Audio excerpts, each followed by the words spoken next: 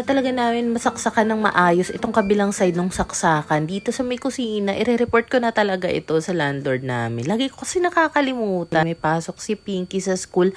Ang bala ko sana is gawan siya ng cereal na galing sa school nila. Kasi like every month yata yun, may pinamimigay na kung ano-anong snacks. E napansin ko na may color blue dito sa isang pack. Tapos yung kabila naman, may gatuldok na kulay blue. Ang expiration nun, May and June next year pa yata. So, ang ginawa ko, na-report ko na lang doon sa may teacher para at least aware din sila. Iko-coordinate daw nila sa food supplier kineme. Naligo pala kami tatlo mag-iina and then pinaghugasan ko na nga rin yung mga basurahan namin. Pati yung mga mop cloth, pinagbabrush ko na rin para at least mamaya after ko magpapawis, tuyo na sila. Naihatid na pala sa school si Pinky ng Papa Arnel. Kami naman ni Kowa, dapat talaga magbabike kami papunta doon sa may center para makapag-zumba ako. May baon pa nga ako ditong camping chair para comfy yung upuan ni Kowa habang nagzuzumba ang momshi. Umulan naman, kaya nag-tricycle na lang kami papunta doon. Alam mo, nang inaya nga ako kasi 45 pesos din itong tricycle ride na ite. Nga pala yung parang oatmeal na binuksan ko kanina na may color blue. Hindi ko na pinakain yun sa mga bata. Iba na lang pinag-breakfast ko sa kanila. Pero ako, nagkape lang talaga ako. At ang pinakamasaklap nga pala pagdating namin dito, walang Zumba. Bakit? Kasi daw po kakatapos lang ng Christmas party. Siguro pagod pa daw yung mga Zumba mates ko. So umuwi na lang kami ni Kowa. Another tricycle. Diyos ko po. Kapag kasi nagbabike ako, parang ang layo na nararating ko. And kapag nagta-tricycle ako, nanghihinayang na ako sa pamasahe talaga. So pagka-uwi namin kanina ni Kowa, naabutan kong andun na si Papa. Nakabalik na siya after niyang maihatid si Pinky sa school. Tapos, nagbike lang ako saglit. Pagbalik ko dito sa bahay, inaabangan na pala ako ni Kowa dito sa labas. So ayan nga, angkas ko na lang siya dito. And kagabi nga pala, ginawa ng paraan ni Papa itong helmet para medyo sumikip naman siya. Kasi ito pa yung dating helmet ni Pinky noon. Nagtitingin-tingin na rin kasi ako online ng mas maliit pa dito na helmet. Yung tipong pang 3 years old. Yung saktong-sakto talaga kay Kowa. Kasi ito medyo malaki pa siya. Kaya minsan, kapag pinapagamit ko sa kanya, pinapasuot ko pa siya ng sombrero na nakapatalikod para lang maging maayos yung fit. Pero naluluwagan pa rin ako sa kanya. Pero after nga itong i-adjust ni Papa, so far naman, mas better na talaga yung kapit niya sa ulo, sa muka ni Kowa. Nga pala, magpapabunot na naman si Papa ng ngipin. And finally, ngayon na yata talaga matutuloy. Kasi nung unang beses na pumunta siya doon, nabunutan naman siya. Napahinga lang ng 1 linggo and then nagpapostiso nga siya. Yun yung sa harap ng ngipin. Ngayon naman, sa may bagang area naman daw yung kailangan niyang pabunutan. So, andito na nga kami, nakabalik kami sa set. Alam mo, kakagaling lang talaga namin kanina ni Kowa dito. Naka-tricycle pa nga kami. Tapos babalik lang din naman pala kami. Pero this time, nakabike na ako. And ito nga palang scooter ni Kowa. Si Papa ang nagbit-bit niyan habang nakabike siya. So, iiwanan ko lang si Kowa dito kasama si Papa dahil sobrang aga pala talaga nung pagpunta ni Papa dito kasi gusto niya mauna daw siya sa pila. So sabi ko pa, okay lang ba, ikot lang ako isa sa Splash Island habang inaantay mo yung doktor. Diyan lang muna si Kowa. Okay lang naman daw kasi usually medyo matagal daw yung dating ng doktor. Diretso na nga ako sa pagbabike and grabe talaga, sobrang nasatisfied talaga ako kasi nisip ko kanina, unang alis namin ni Kowa, umulan. So, feeling ko talaga, hindi ko ma-achieve yung bike ko ngayong araw. Wala nang Zumba, wala pang bike. Oh my God. Akala mo naman talaga. Dahil inaraw-araw ko nga talaga itong pag-exercise sa umaga. Parang hinahanap-hanap na kasi ng katawan ko talaga na mapagpawisan ako ng gusto. Nung nakarating ako dito, sobrang sarap talaga ng feeling. Saya mag-bike dito. Ang ganda.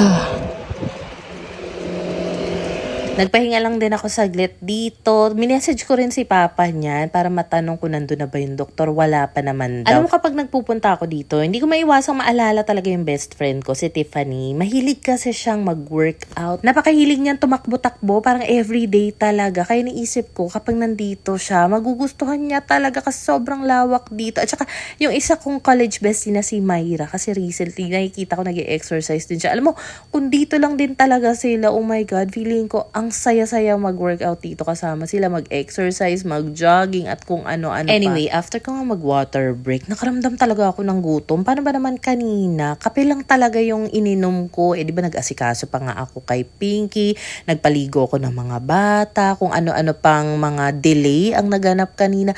So sabi ko, nagugutom na talaga ako. Gusto ko kumain. Saan napunta? Starbucks yan. Medyo matagal-tagal na rin naman yung huling punta ko dito. Pagbigyan niya na ang momsi. Order lang ako dito ng drinks ko. Gusto ko sana siyang itry kasi napanood ko to sa vlog ni Bea Boris, yung red velvet na whoopee. Pero feeling ko matamis siya. So wag na lang. Bumili lang ako ng sandwiches dito para na rin kay Pinggoy kasi nagugutom na rin daw siya. Naka-shift siya ng mga oras na yan. So, ayan, may drinks tayo, may sandwiches. Mabilisang take-out lang talaga yung ginawa ko. And then, for the bike na nga ako, biglang may nakakilala sa akin. Hello po! Sorry, may pawis ako. Lagi ko po pinapanood. Thank you! Nagkadyan lang po kasi kami. Hello po! Thank you po! It's a ma. Bigla silang nag-stop kasi habang nakamotor. Tapos akala ko kung ano na nangyari. Tinawag nila ako. Magpa-picture pala sila. Akala mo naman talaga. Hello sa inyo. Dinaan ko na muna pala yung sandwich na binili ko para kay Pingoy. Kasi baka nagugutom na ang life kong yan eh. Next naman ay dediretso na nga talaga ako ng center para mapuntahan sina Papa, pati na rin si Kowa. At ayan, for the kain-kain lang tayo. Si Papa hindi pa rin siya natatawa. Pero huwag kayong mag-alala dahil hindi siya nabobore dito. Hindi pwedeng walang makausap, makakwentuhan ng papa ko dahil umaariba na naman po ang pagiging palakaibigan at palakwento ng tatay ko. Hindi na namin naantay si papa. Kailangan ko kasing ihatid muna si Kowa sa bahay. And then, kailangan kong dumiretso naman kay Pinky sa school para sunduin si Pink. Mga ilang minuto na rin ako doon sa may bandang gate. Nag-aantay. Sabi ko, ba't parang ang tagal naman ng uwian ni na Pinky? Yung pala, may practice pala sila para sa Girl Scout and twinkler nga siya. And tinitignan ko siya dito, ino-observe ko siya. Naisip ko, ay grabe pala talaga yung improvement or yung development ng mga anak natin kapag natutunan nila makisalumuha sa mga classmates nila. Kasi dati talaga na medyo maliit-liit si Pinky. Napakalikot niya.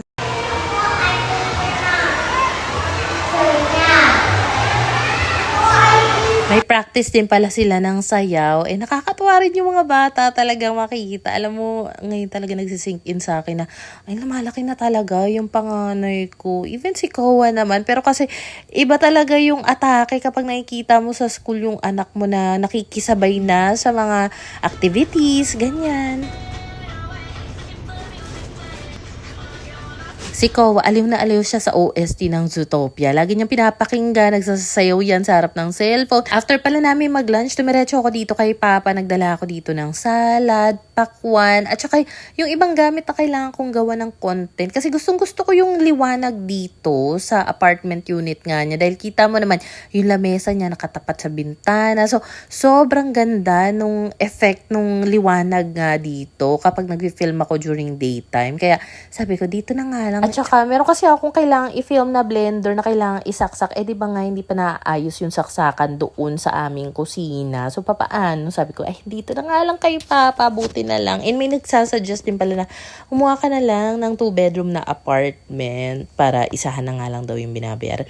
Actually, mas gusto ko yung ganitong setup na hiwalay kami ni Papa, pero magkalapit lang nga pala, kami. Nakagawa na ako dito ng watermelon smoothie. So, pakwan lang talaga siya at saka tubig. Binlender ko lang siya. Ang sarap. Sobrang refreshing. Noong mga oras na yan pala, si Papa ko, busy dyan sa may labas ng unit niya. Kakalikot ng mga bike nga namin. Kasi, pag uwi ko kanina, napansin ko na parang may gas-gas dito sa may bandang singit ko. Tumatama pala yung parang screw sa ilalim ng upuan ng bike ko dito sa singit ko every time na naka-shorts ako. So, ang tinry ni Papa is pagpalitin yung upuan ng bike ko doon sa bike ni Kuya Hari. Kaso, hindi daw uubra. Sa isip-isip kong, ano ba yan pa? Kakaano mo lang, pabunot mo lang ng ngipin, mamaya mabinat ka. Pwede ko naman dalhin sa bike shop yan. Di ba nga kasi nung unang beses na nagpabunot yan ng ngipin sa harap, kinagabi yan, parang tinatrangkaso daw siya. Pero okay naman daw siya so far. And then, ito, mga hapon na yata to. May mga tinapos lang akong i-edit ng mga videos for posting. Tapos, naligo ulit kami ni Kowa. Actually, naligo na kami kaninang umaga. Kasabay namin si Pinky. Pero syempre, nagpapawis nga ako ng husto. And since nakapagpahinga naman ako, for the shower nga ulit kami ni Kowa. At saka, may pupuntahan pala ako. Pupunta ako ng salon. Gusto daw sumama ni Kowa. Kaya naman, ayan, inayusan ko na rin siya ng buhok. Balak talaga namin ni Pinggoy. Pagupitan na itong si Kowa ng apple cut. Kaso, si Kowa hindi pa talaga siya ready. Kasi pinag-uusapan pa nga lang namin na haircut for Kowa. Lagi na siya kumukontra na, no, I don't want a haircut. Ganyan-ganyan. So, hindi pa talaga siya ready. So, wag muna. And ako, kaya ako pupunta ng salon. Kasi, napapansin ko na yung mga uban ko, nagiging visible na rin talaga siya. Nar. Pakulay tayo. Alam mo, kahit araw-arawin mo talaga yung pagwawalis dito, maya-maya lang talaga, ang dami na namang kalat, lalo na nga ngayon, ang hilig magugupit-gupit ng mga anak ko. Tuyo na rin pala yung mga basurahan na nilinis ko kanina, kaya naman pinagbabalik ko na sila sa pwesto, and for the go na nga kaming dalawa ni Kowa. Alam mo, wala talaga akong cash ng mga oras na yan. Alayo naman ang withdrawhan, nalalayuan ako. Sabi ko, kung saan na lang yung pinakamalapit na salon sa amin, doon na nga lang ako magpapakulay. So, ang gusto ko lang naman is, if possible, makover yung uban, tapos makulayan ng light brown yung aking buhok. Initially, ang pinili ko is mocha brown, ganyan. Tapos, na-offeran din ako ng Brazilian na may cysteine para at least yung bewang sa buhok ko mag-straighten daw. Kasi, syempre, kapag nagpa-color ka, diba, ang tendency niyan, magda-dry talaga yung hair. So, at least, pag may treatment daw, kahit papano, lalambot siya. Tapos, naisip ko, magpaano na rin, linis ng kuko sa kamay, pati na rin sa paa. Pero, sinabihan ko na nga si ate na wag nang kutkutin yung mga ingrown kung meron man para maiwasang masugatan. Kasi, ayoko na talagang masugatan, pero hopefully talaga next year mapanindigan ko na hindi na talaga magpalinis pa sa labas. Ako na lang maglilinis ng kuko ko kung gusto kong maglagay ng nail polish. Ako na lang. Buti rin pala, pinasunod ko si Papa dito kasi yung last step sobrang sakit sa ilong nung pinaplansya, binoblower na yung hair ko. At least naiuwi niya ng maaga si Kowa. Hindi nila nalanghap yung matapang na amo. Nakauwi na nga pala ako nito. Napansin ko na yung mga uban-ubanski na mamshi, hindi pa rin na-cover. Kaya ibabalik ko siya kasi medyo mahal yun na ibayad natin. At saka, hindi daw ako pwede magbasa ng buhok ng 3 araw. So, iniisip ko, hindi ako pwede mag-zumba or mag-bike ng 3 araw dahil todo ako magpawis pag nagaganon ako. Syempre, prone ako sa balakuba. Kasi isang araw ka nga lang hindi maligo. Talagang babalakubakin na. So, ayun lang naman ang mga ganap today. Thank you for watching!